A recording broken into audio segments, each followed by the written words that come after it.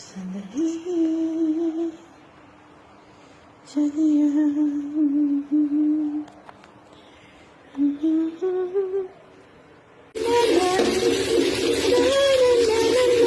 So, ayun guys, kasi nag-almusal kami kanina. So, ang aming panghalian guys ay pansit.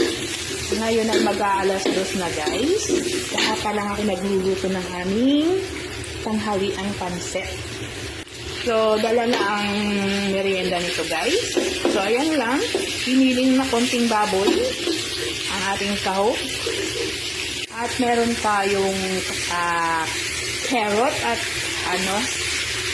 tawag nito, cabbage, repolyo. Ayan. At lalagyan natin siya ng pangpalasang toyo. Yun lang guys ang ating sangkap sa ating pancit guys.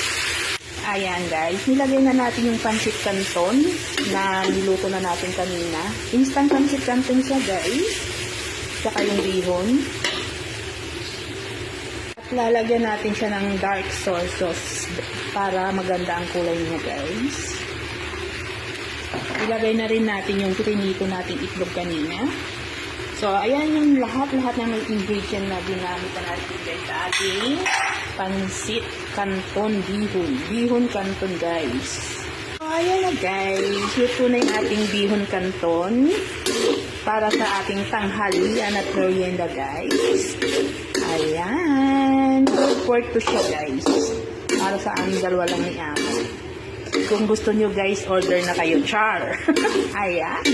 Ang ating pansit. Ready na guys. Ayan na. Kainan na. So ayan guys, kain tayo. Wala pa si Amo. So ako muna ang kakain guys. Kasi nagugutom na talaga si ako. Ayan. Kain tayo guys. Pansit, bihon at canton. Bihon canton gisado. Ayan guys.